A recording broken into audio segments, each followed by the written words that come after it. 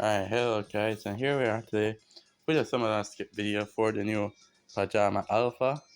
I will say the event is good. It's pretty good so far, but as you can see, I did summons even after my summon skip video. Well, my summoning video after I posted that summoning video. But don't need to worry too much about that, as I still do have some gems left over. We can delve right into the kit of this alpha, though I will say you should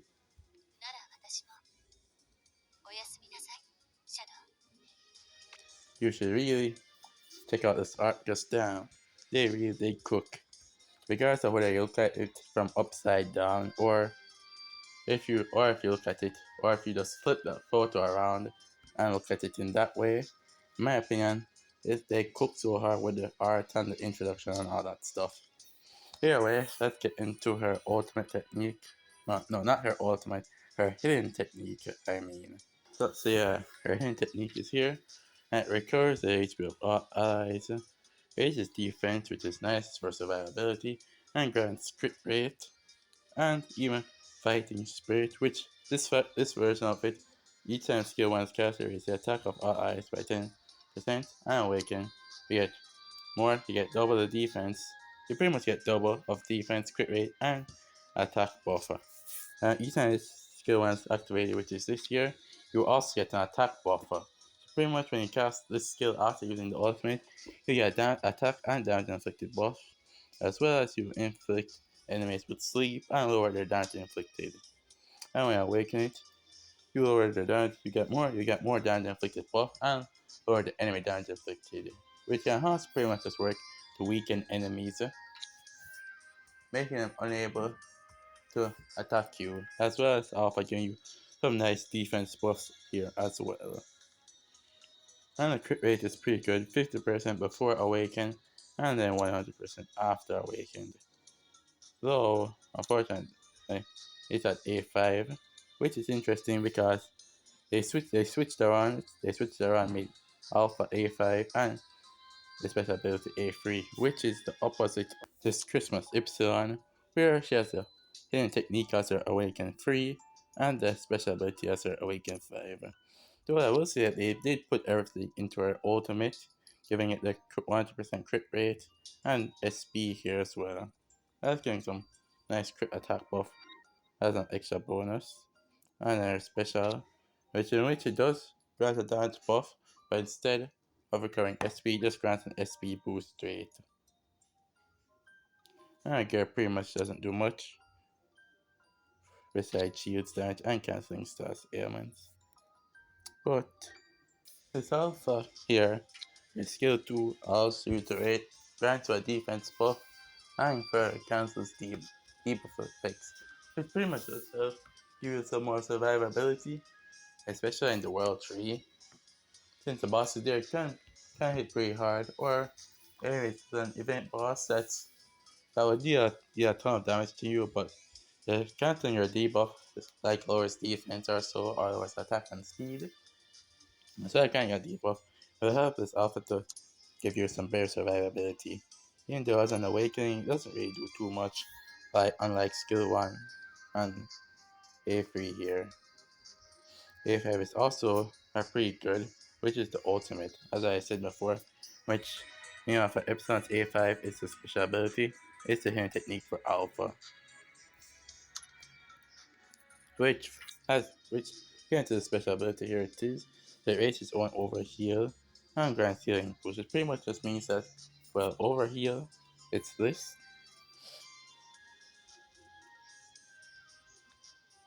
So yeah, it pretty much just works as like a mini shield. I won't say it's a shield, but more of a worse version of a shield. And the healing boost can pretty much help to proc over heal, which will give you some better survivability with the defense buffs that offers giving, and if you have shields from any other character in your team as well.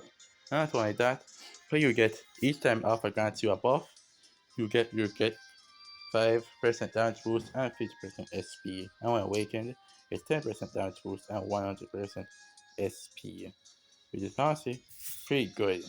We have another character that gives buffs like this, and it's the swimsuit Zeta here. But instead of it being a buff, it's each time debuff is inflicted, which is the speed, damage inflicted, and SP of all eyes. And you can see where they put the speed for Alpha, they put the speed in her gear. For Zeta, it's just the overheal and SP as well. But for Alpha, but they still share in common, granting damage inflicted and an SP buff. Those that grant you less SP and with 1 second longer cooldown time.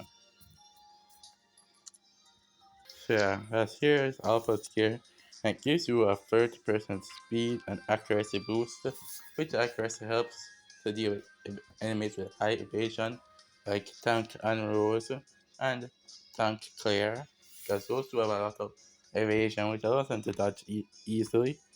But however, accuracy, this accuracy buff is the counter to that, allowing you to hit and take them out. As well as you also getting a 30% speed boost, which is also pretty good, really. So yeah, you can see your kit is pretty similar, but except that the speed is on the gear instead of the special ability here.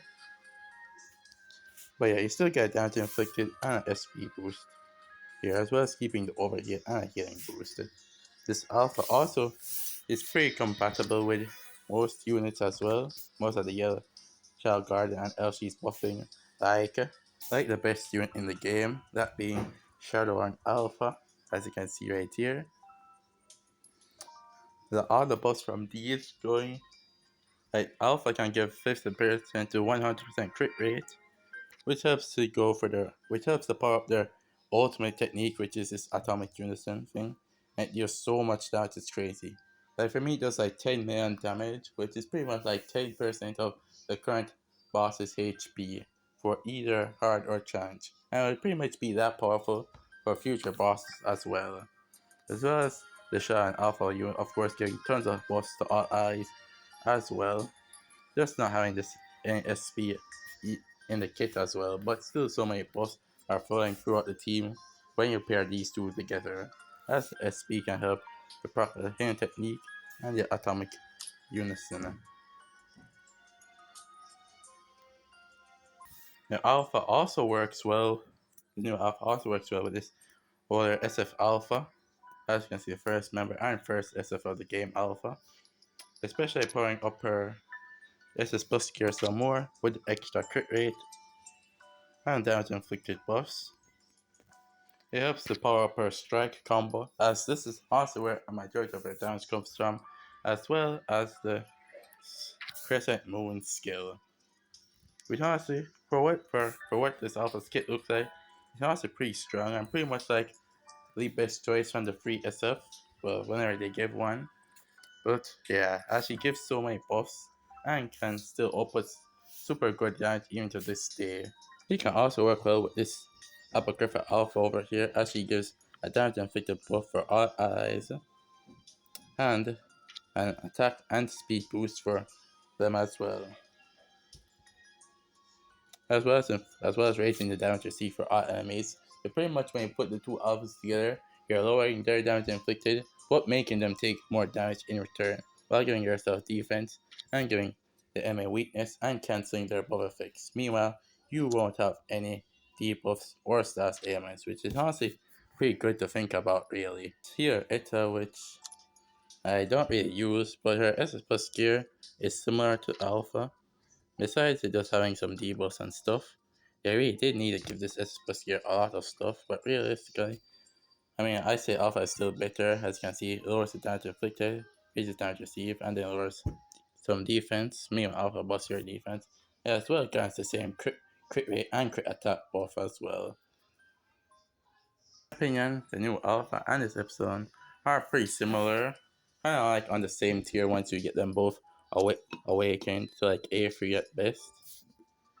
Once you get them both like to A3, well then you can see the similarities. So, depending on your team build, you may think that Epsilon is better, but in my case, Alpha has pretty much just been better in my opinion.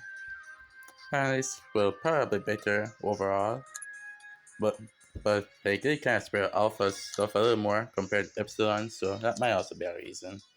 But in my opinion, this Alpha is pretty good and worth something for.